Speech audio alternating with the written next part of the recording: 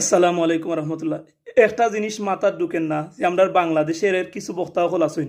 ইতিপূর্বে কিন্তু বিশ্বকাপ ফুটবল খেলারে কেন্দ্র করে অনেকটা ভিডিও বানাইছি, অনেকজনে অনেকটা করছেন, আপনারা লগে শেয়ার করছি।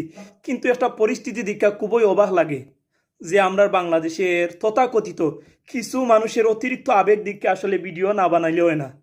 কারণ চৌকের সামনে যদি নিতে আইয়া বাসে নানি, তখন কিন্তু যতক্ষণ পর্যন্ত আপনারা লগে এই বিষয়গুলো শেয়ার করছি না, ততক্ষণ পর্যন্ত মনের মাঝে শান্তি মিলে না। ও কারণে যে সাধারণ পাবলিকে যদি কোনো কিছু করে মান্যা নেওয়া যায়, কিন্তু লেবাসদারি বা যারারে অনেক মানুষ আইডল মনে করে, যারার কথাগুলো মানুষে রাইতের পর রাইত জাগ্রত তাইকা শুনে, সেই সমস্ত মানুষ বলতে যখন আউল বাউল বা আবুল তাবুল কথা হয়, তখন কিন্তু খুবই কষ্ট লাগে এবং এরা লিয়ে কিছু না কিছু মাথা লাগে। সর্বপ্রথম আপনার স্ক্রিনের মাঝে একটা এই পোস্ট দেখুন, তাই বাংলাদেশের একজন জনপ্রিয় তরুণ বক্তা জুবায়ের আহমদ তাশরিফ, তাই বিশ্বকাপ ফুটবল খেলা শেষ হওয়ার পরে যখন স্পেন এই করছে, বিজয় লাভ করছে, তখন তাই পোস্ট করছেন।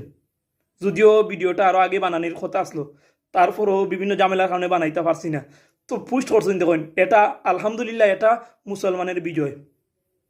বুঝলানি কয় খেলা আর কয় মুসলমানের বিজয়, এটা বলি মুসলমানের বিজয়। কইনটান আপনারা তাইনের মুক্ত কি বা তাইনের ব্যস্ত কি এইরকম জিনিস আমরা আশা করছিলাম নি।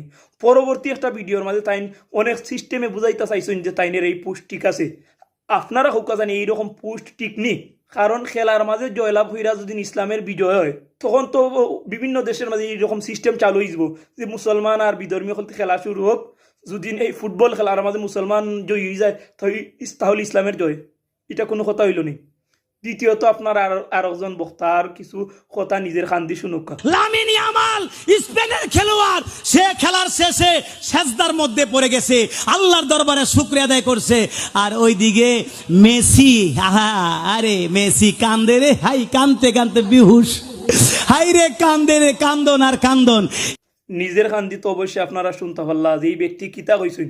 তাইন কিন্তু একটা ওয়াজ মাহফিলের মঞ্চের মাঝে বইয়ে এইরকম কথা কইরা, তাইনের সামনে কিন্তু অনেক শ্রোতাহল আছে যারা অনেক দূর দূরান্ত থেকে হয়তো আইছে তাইনের ওয়াজ শোনার লাগি, যাতে ওয়াজের মাধ্যমে কোনো হেদায়ত পাইতে পারে। কিন্তু ইকান হইয়া তারা কিতা শুনের যে তাইন বিশ্বকাপ ফুটবল খেলা লইয়া আলোচনা সমালোচনা করা, এক দলের পক্ষে এক দলের বিপক্ষে তাইন ওয়াজ করা। তো এইরকম যদি আমরা ওয়াজ মাহফিলের অবস্থা হয় বা আমরা বক্তা হলতের অবস্থা হয়, সাধারণ পাবলিক হল যাইব কোন দিকে? আমার প্রশ্ন হইল, যারা ওয়াজ কমিটি কেন আসলা, আপনারা এই ব্যক্তির হইতা পারলা নানি যে আপনারা আমরা এই ওয়াজ মাহফিলে আমরা জানছি না খেলার বিজ্ঞাপন দেওয়ার লাগি, বা একদল আরছে যারা আরছে এরারে বালা করে রুন্দা দেওয়ার লাগি, আর যারা জিতছে এরারে